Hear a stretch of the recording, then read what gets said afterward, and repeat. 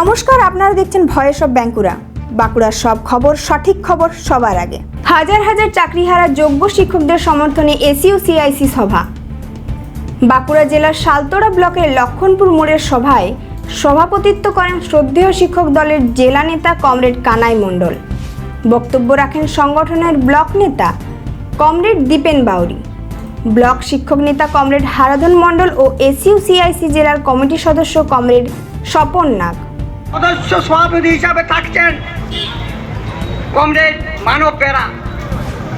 আমরা সমস্ত বামপন্থী কর্মী সমর্থক জনসাধারণ সকলের কাছে ঐকান্তিক আহ্বান জানাচ্ছি, হৃদয় দিয়ে বিবেক দিয়ে আবেদন জানাচ্ছি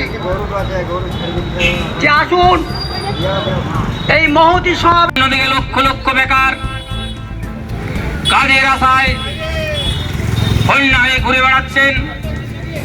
এরই সাথে পাল্লা দিয়ে চলেছে